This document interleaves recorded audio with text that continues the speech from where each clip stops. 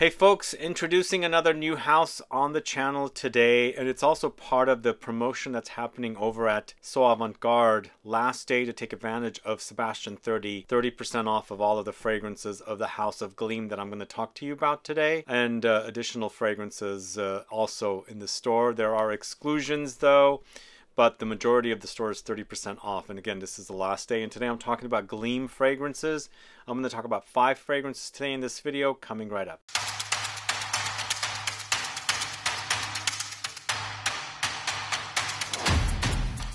Thanks so much for tuning in. It's Sebastian. We're talking about Gleam. I first discovered Gleam last October during duty-free TFWA in Cannes. Gleam is part of or connected to the brand Gritti. I haven't spoken about Gritti much on the channel either. Are you guys fans? This is the first time I'm talking about Gleam, but I also posted about ESPRESSO Please, one of their fragrances, on the Instagram last year when I discovered it. So ESPRESSO Please is one of the fragrances that I'm going to talk to you about. But I'm going to talk to you about them in order, alphabetical order. But before I do, 30% off promotion is happening now. It's Sebastian 30. Generally, every other day without the promotion weekends, it's Sebastian 30. But right now, it's 30% off of all of the fragrances from the House of Gleam. And let's go ahead and get started. So there's 5 fragrances I'm going to talk to you about today. First of which is Cherry Hook. Then we've got ESPRESSO Please. Then we have Golden Star, Kensington, and Vanilla Crush. So the fragrances seem a bit on the young side. I feel like they're made for a younger demographic. They also seem a bit derivative. I feel like I've experienced these fragrances, not in their form though, but they remind me of other fragrances, and I'll let you know about them. Which ones remind me of other fragrances. We're going to start off with one of them. This is Cherry Hook. This is it right here. So Cherry Hook to me reminds me of Lost Cherry, but as I said, this is an Extrait Parfum fragrance. Everything is really intense and long lasting, and when I was testing these 5 fragrances, there's definitely a DNA of amber and resins running throughout the whole entire collection. It's familiar that way. And so they start off with what the fragrance is all about. In this case, Cherry Hook is cherries. It does remind me of Lost Cherry. In fact, I believe Gritti has a cherry-focused fragrance called Duchessa. And so it's a familiar smell, but it's done in a way that is a bit different. So you'll not only be reminded of that Lost Cherry or maybe perhaps Duchessa, but you're experiencing something a little different. So most of the fragrances are 50 ml Extrait Parfum at $185. There's one, Kensington, which is priced a bit higher because it's an oud focused fragrance, but everything else is $185. And of course, we have that 30% off promotion happening now. So this features notes of black cherry, amaretto, chili pepper, amber, and musk. So in the end, it's fruity. Cherries are king. It's quite ambery when it's drying down. Along the way, you'll have spicy touches for sure. There's a creamy undertone here. Gets powdery, and I would call this a gourmand, a fruity, maybe slightly boozy, nutty gourmand, because there's nutty touches in this as well. But there's that amber, the resinous amber that I'm familiar with running throughout the whole entire collection. And so it's familiar, reminds me of the other fragrances, whereas I feel like they're simply using this base, a resinous amber base, and then creating a fragrance around it, which is what this fragrance feels like. So Cherry Hook does remind me of Lost Cherry, but this is pretty potent. It's a long-lasting fragrance. It is a cherry-focused gourmand, but very, very long-lasting and resinous and ambery as well. Let's quickly smell this. I do have to be honest, I'm kind of getting bored of cherry, although there is another cherry fragrance that I have discovered recently that I recently discussed on the channel, but to me that one doesn't smell like Lost Cherry, even though it's cherries. It's called Bodacious from Boadicea the Victorious. This to me does smell like Lost Cherry. In fact, as soon as I sprayed it, that's what I got. It's a juicy, sweet tart cherry. Of course, you've got the almondy touches, the powdery touches, and the musky touches in here as well. It does get warm and it does get gourmand, but as I said, I'm a bit bored of cherries and fragrances.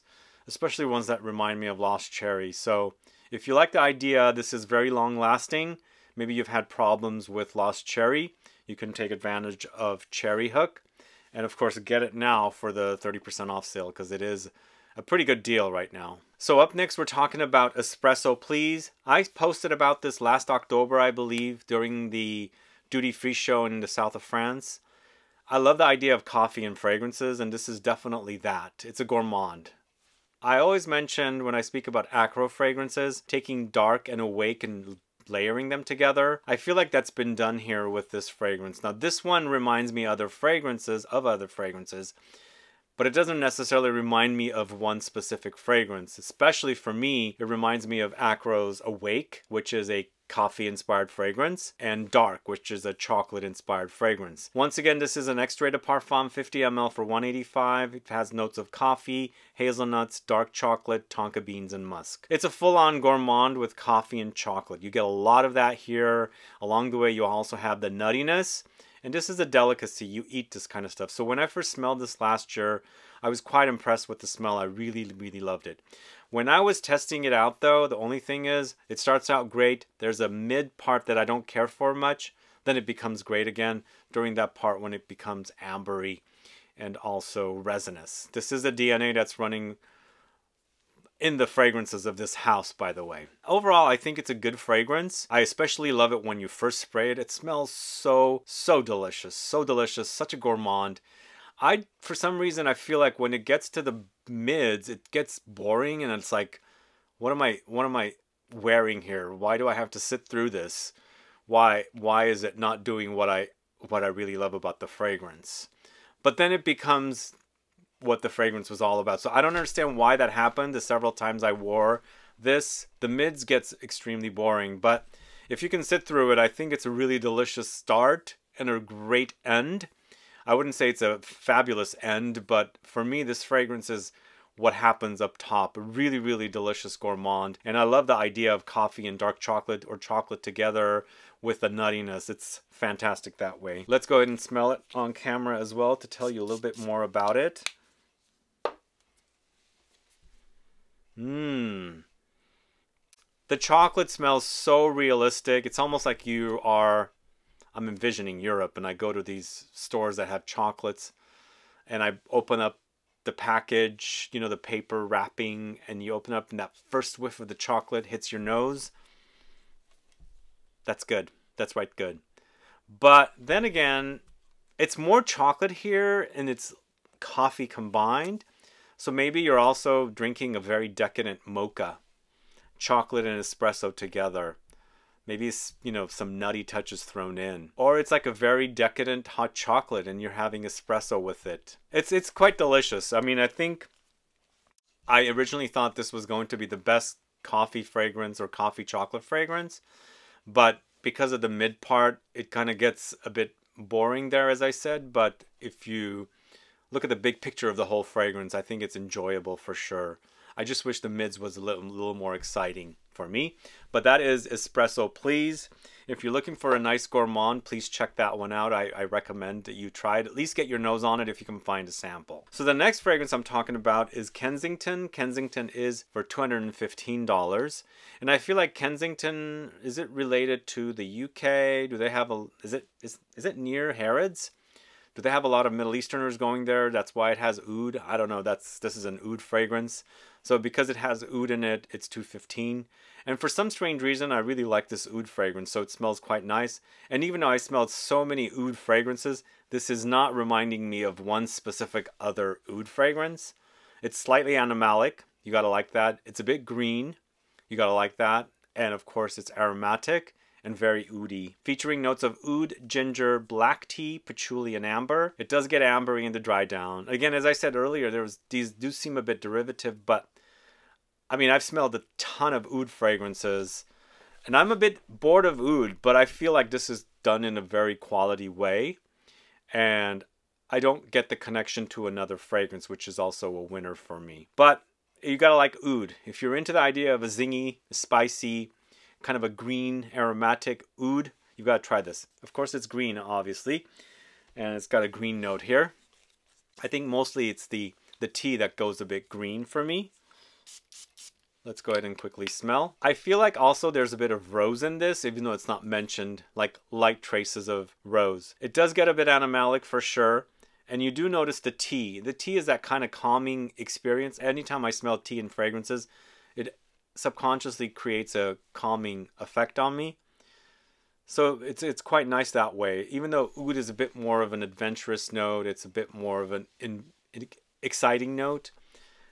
You've got the opposite here with the tea, which kind of calms you. Does that make sense? No, it does go down to an amber when it's drying down and it's a bit earthy. Along the way, you've got spicy touches for sure. That ginger is very fresh spice up top. Yeah, this is definitely nicely done. You gotta like a little bit of animalics though. For sure, Kensington has a bit of animalics. And I wouldn't say that's an animalic overdose, but you've got to be able to tolerate it. If you enjoy it, try and see if you can get a sample to sample that one. It's Kensington from Gleam. So up next, we've got a fragrance called Golden Star. This is it right here. So have you noticed the colors of the fragrances? It's kind of going into they've planned it out. Golden Star, so they colored that golden. Espresso, please, it's chocolatey brown and also coffee. Cherry hook, you know, it's red, cherries. So we had the green for the Kensington, and now we've got Golden Star, which is an amber colored. Is it an amber? It's an amber. It's a kind of a golden amber for sure. But this one definitely reminds me of another fragrance, and I'll tell you what it is. Once again, it's an Extrait de Parfum 50 ml 185. Saffron, oud, leather, patchouli, and amber. Now, I reviewed a fragrance from the House of Jeroboam called Gozo back in 2020. I was not the biggest fan of it, but within the last year and a half to 2 years, I've started really enjoying that fragrance. So Golden Star reminds me of Gozo by the House of Jeroboam. It's different.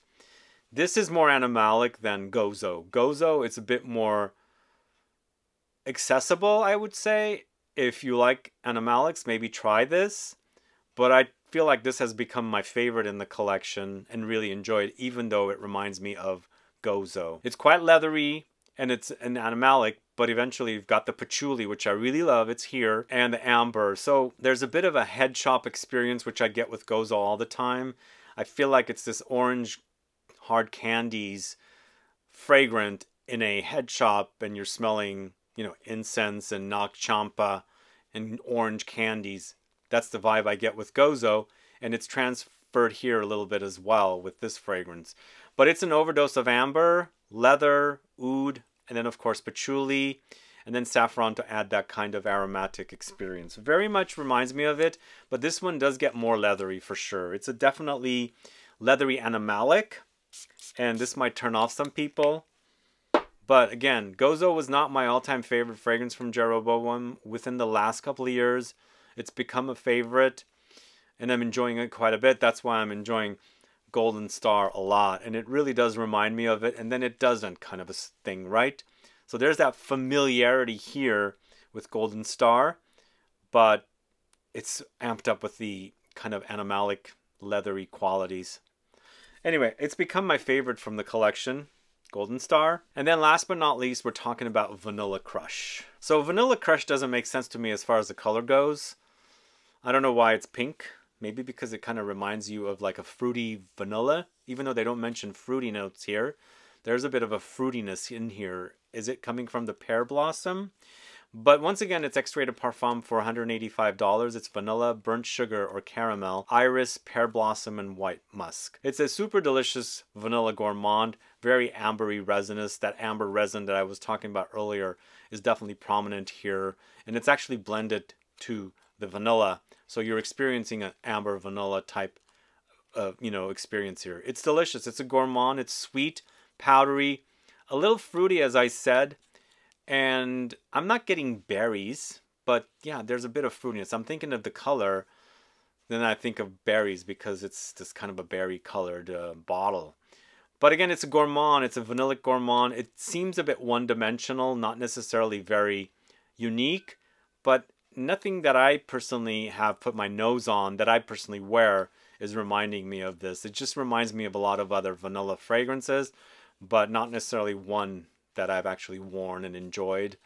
I'm not saying this is not enjoyable, but I'm thinking of like trying to match it with another fragrance is what I'm trying to mention. It's actually a good fragrance. You should definitely try it if you like the gourmands.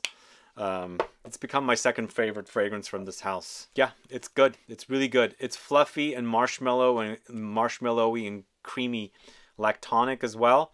But you do have that presence of the amber resin thing way in the bottom, and you can smell it kind of coming through to all of the vanilla that's in here.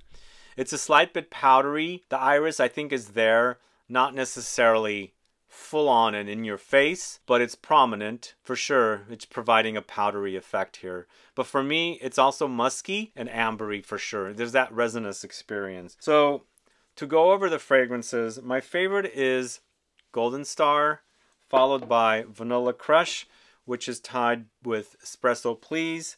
Then we've got Kensington, and then Cherry Hook. So those are my thoughts on these Gleam fragrances. Hopefully there will be a few additional fragrances from the house, and we'll see what it's all about. But again, as I said, they are on So Avant Garde right now. They are selling there, and currently the last day for the 30% off, Sebastian 30 is the code.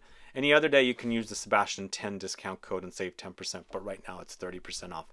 Let me know if you have experience with these fragrances. Put a comment down below so I can find out. But either way, guys, thanks so much for watching today's video.